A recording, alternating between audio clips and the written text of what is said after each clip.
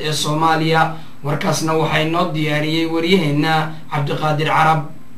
kulan balaaran oo ka dhacay degmada Janaale oo ay ka soo qayb galeen wasiiro ka socda maamulka Koonfur Galbeed, saraakiisha militariga ee ciidanka Soomaaliya, kuwa AMISOM iyo odayaasha deegaanka ayaa ah ujeedadiisa in shacabka Janaale la gaarsiiyo nabad ay qaateen beelaha Biimaal iyo Habargidir oo horay dagaal u dhaxmaray. ugu horeyn waxaa hadal ka furay taliyaha militariga ee ku sugnaa Janaale waxaana uu soo dhaweyn u sameeyay mas'uuliyiintii ka socotay maamulka Koonfur Galbeed.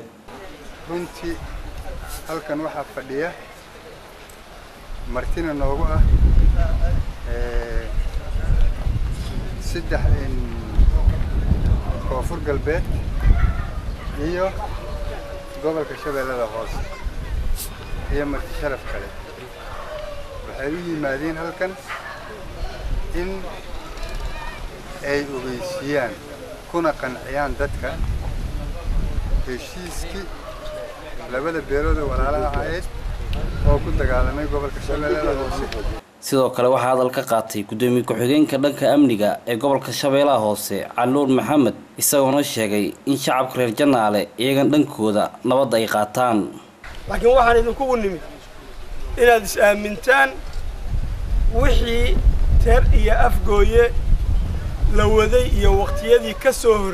sii horeeyayna aad isla qaadataan waaba qaadateen si rasmi ah u dhaqan gelisaan is aamintaan la isdhex galo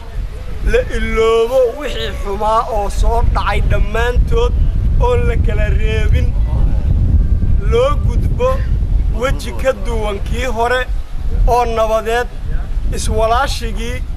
wax allaale iyo wixii wanaaga oo isdhexgala oo aad lahaan jirteen colaadda ka hor. sidoo kale waxaa isna dhankiisa hadlay wasiir ku-xigeenka arrimaha gudaha iyo dawladaha hoose ee maamulka Koonfur Galbeed Xuseen Cali Xaaji. nabadeynta waxay ka soo bilaabatay afgooye ilaa intaan soo socotay anaga meeshaan waxa u imaanay in macna dadka isdhex galaan nabad iyo dagaalku wixii ka leeyihiin dadku way fahmi karaan nabadina waa sidaan dadka inay isku imaadaan meeshaan dagaal hadii ka jir lahayd maanta intaan dad isku imaan leen laakiin dadkan waxa isku keen nabad waay ana war badan ina meeshaan ka sheegay ma rabo kaliya dadku waxa la rabaa inay isku tanaasulaan inay saafiyaan.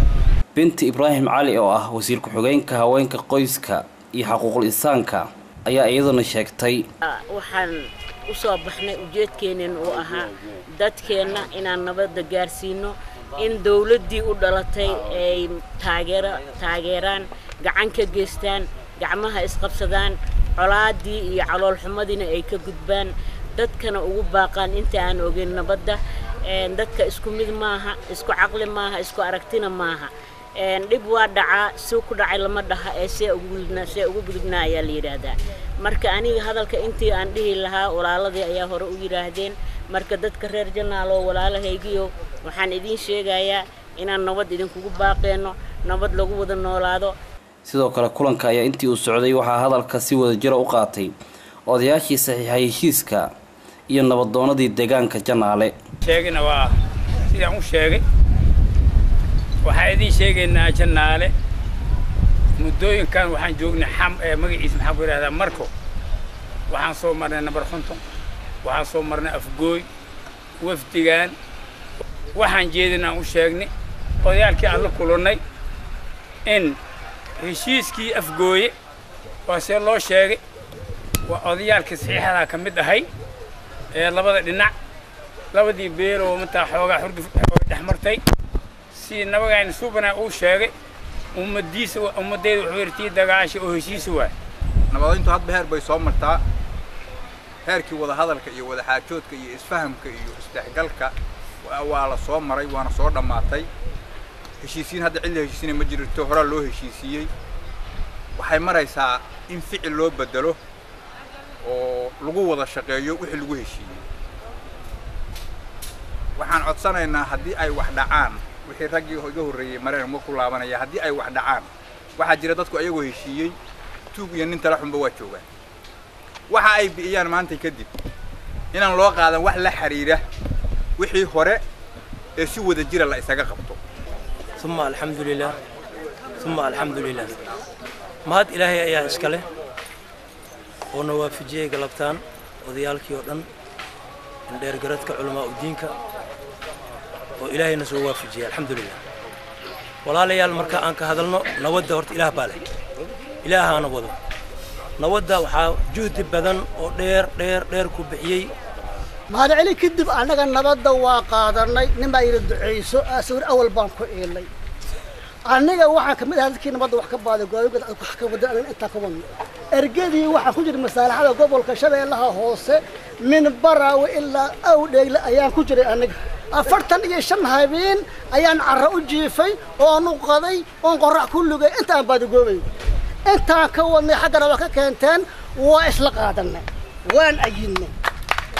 نبضو ugu dambeyn waxaa hadalka soo xiray wasiirka beeraha iyo waraabka maamulka Koonfur Galbeed Maxamed Xasan Fiqi wuxuuna sheegay in nabadan cuntanka ah laga ilaaliyo cadawga badan ay leedahay si wada jirana loo qaato nabadda warka intii si fiicnayd odayaashii heshiiska saxiixa qaatay waxaan rabaa oo kaliya inaan idin sheego Janaale maanta soo gaarid aan soo gaarnay inay tahay heshiiskii afgooya lagu gaaray sidii uu sheegay odayaashii nagu horeeyay heshiiskan reerahan waa heshiiyeen waa dhameysteen laakiin dadkii in la gaarsiiyo oo ficil ahaan loogu dhaqmo ayaan u soconaa annaga waxaan ka soo bilownay afgooye waxaan ku soo xijinay number konton ceel wareegow shalaambood ceel jaalle markaan saas ku galnay marka waa ku daarnay muddo dheer aan joognay sababtana waxay tahay haddii waa magaalo madaxdii dagaalku ka socday waay haddana waxay ahayd magaalo madaxdii gobolka Shabeellaha Hoose waa garan kartaan marka culayska ay yeelan karto iyo inta saaci u baahan tahay inay qaadato horta sidaas ayaan ugu soo daahnay degmada muxuu ahaa marka maantana waxaan ku sugannahay insha Allah kariim khayr waaye magaalada Janaale oo runtii ah meelaha lagu tilmaamo Soomaaliya meelaha ugu barwaaqada badan leh kulankan ka dhacay degmada Janaale ayaa ka mid noqonaya kulano nabadeed oo dhawaanahan ay wadeen wasiiro ka tirsan maamulka Koonfur Galbeed oo ku sugnaa gobolka Shabeellaha Hoose Cabdulqaadir Carab Royal TV degmada Janaale gobolka Shabeellaha Hoose magaalada Marka oo casho sharafeed loogu sameeyay wasiirada cusub ee ka tirsan Koonfur Galbeed ee Soomaaliya warkaasna waxa uu bixintiisa noo soo diray Cabdiqaadir Carab casho sharaftan loo sameeyay wafdigan wasiirada ay ku soo biiray wasiiradii hore u joogay xarunta gobolka Shabeellaha Hoose ee Marka ayaa waxa casuumadan habeennimadii xalay ah u fidiyay gudoomiye ku-xigeenka dhanka amniga ee gobolka Shabeellaha Hoose iyadoo ujeedada kulankan ay ahayd in shacabka deegaanka loo xaqiijiyo in ammaanka Marka uu yahay mid la isku halayn karo markii ay soo gabagabowday cashada waxa saxaafadda la hadlay Cali Nuur Maxamed gudoomiye ku-xigeenka dhanka amniga ee gobolka Shabeellaha Hoose isagoo warbixin ka siiyay wafdiga xaaladda ammaan ee gobolka iyo kan degmada Marka soo dhawaada Marka ku soo dhawaada gobolka Shabeellaha Hoose inta soo aragtaan maana intii kale runtii Marka waxaan is leeyahay xagga amniga maadaama shaqadeedu ay amni tahay inaan wax badan ka sheego waxa nooga filan saacadda aan cashaynayno meesha aan joogno isugu nimid goobaha aan ka kala nimid oon haddana ku kala noqonayno biidnillah haddii Marka lagu maqli jiray dagaallo caawa waa indhihiina aad ku aragtaan inaysan runahayn haddii Marka lagu maqli jiray maleeshiya beeleedyo caawa indhihiina ku aragtaan haddii Marka amni darro lagu maqli jiray runtii waxaasoo dhan waa suuleen khayr Allah siiyo wasiirada shaqo adag ayaa la soo qabtay runtii meelo badan oo noo dhiman inay shaqadaasi ku sii fidana si badan aan ka qabnaa Janaale berito haddaad go'aansataan inaan tagno waa la nooc sidaan oo kale aan kugu soo dhaweynayaa insha Allah waxa weeye waa dadkeenu waa isku joogaan waa dhammaadeen xaaladihii ugu dambeeyay oo ilaa iyo 9 bilood ama sanadkii ugu dambeeyay laga maqlay waji aan ahayn ayay markana ku jirtaa gobolka Shabeellaha Hoose ku jira gobolka Shabeellaha Hoose guud ahaan waxa hadda gacanta ka maqan degmada Sablaale degmo isqabta oo maqan degmada Sablaale ka jirta meelo yar yar oo tuulooyin oo Dhuumaaleysi ay nabadiidku kula jiraan runtii way jirtaa laakiin ma badna ayagana biidni rabbi waxa aan hadda u gogol xaareyno oo aan dhalinyarada u kala dhacsanayno oo aan isugu darayno oo ay hadda u wada fadhiyaan meel walba oo wada arkayseen waa inay wajahaan cadawgooda midka ah aad u farxad badan waaye maxaa yeelay marka caday ma ugu horeeyo ugu dambeeyna ilaa muddo ilaa at least adiga nafsano in saan la isugu socdaan xilligan dad mas'uuliyiin ay isugu yimaadaan ay ku casheeyaan horta waxaan soo dhaweynayaa martida noo timid wasiiradeena ee dawladda koonfur galbeed ka socoto dhammaantood waxaan leeyahay soo dhawaada gacmo furo ku soo dhawaada anoo ku hadlaaya magacii haweenka koonfur galbeed iyo dhammaan haweenka Soomaaliyeed meel ay joogaan tan labaad haweenka ma warbu wuxuu jecel yahay inuu nabadda ka shaqeeyo marka anaga nabadda waa soo dhaweynaynaa raalli aan ka nahay meel kastoo ay nala gashan waa idin loo la galeynaa taageero buuxdan waa idin siineynaa mar walbana waxaan raalli gelinayaa oo ku faraxsanahay caawa cidii aragtan ay aad ugu farxaysaa marka caday waqtiga lagu kulmay ee cashada ah dal iyo dibad ninkii jooga cadow kuma diraayo oo ka naxayo iska caytamaya raba dadka inay baaba'aan laakiin qofkii caqli leh oo wax garta dhibaatada iyo rafaadkii la soo maray waa dareemi karaa marka waxaan leeyahay caawa habeen cusub ayaa noo codtay marka farxad ayay noo tahay wajiga xaqiiqdii arrintii waxyaabihii laga sheekeynayay markaan ka maqnayn marka caawa way ka bedelan tahay aad iyo aad ugu bedelan tahay waxaan ogaanaysaa meel sideedaba xaqiiqda ka jirta markaad tagto ayaad ogaan kartaa caawa waxaan xaqiijinaynaa oo shacabka Soomaaliyeed meel kastoo ay joogaan gaar ahaan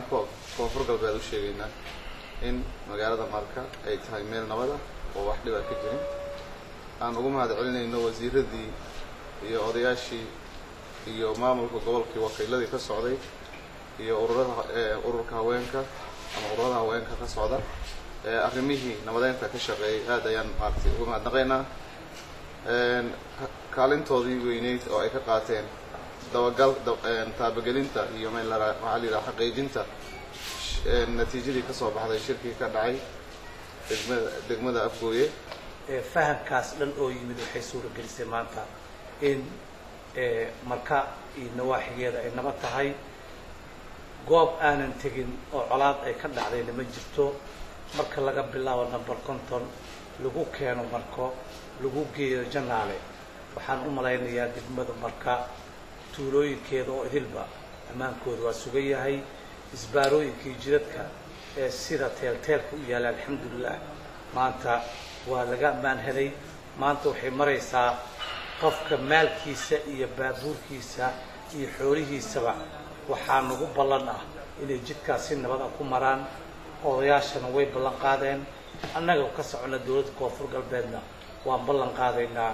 isbaaro qofka lagu arko inay dil tahayna annaga ma sheegin waxaa saxiixday odayaashii labada beelood annagana dawlad ahaan gacan ayaan ku siin doonaa marka mar rabo warkiinaan ku dheeraado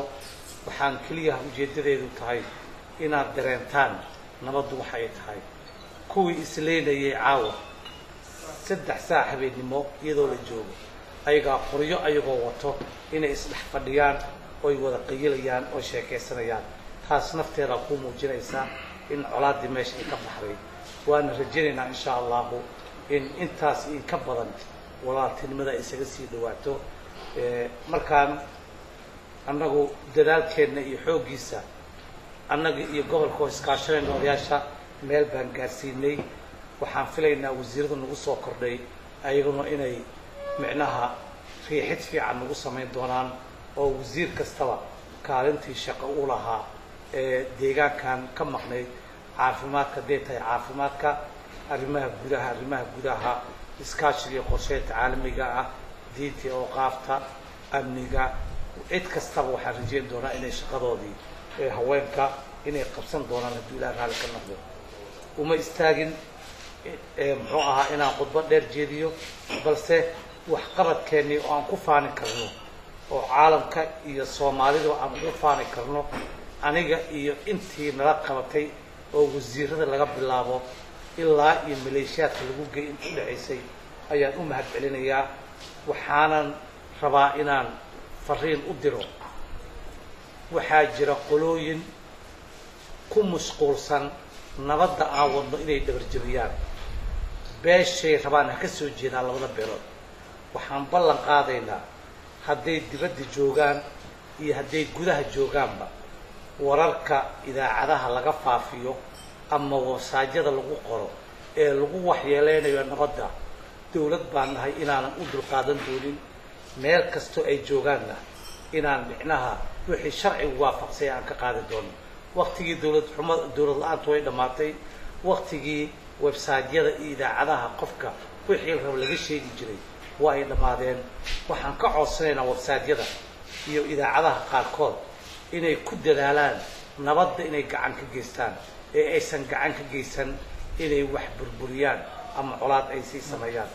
warkayga intaas ayaan kusoo gabagabeynayaa maamulka degmada Kismaayo ayaa sameeyay team sports ah oo ciyaari doona dawladda hoose warkaasna waxaa magaalada Kismaayo nooga soo diray wariyaheena Cabdiqaadir Jijiile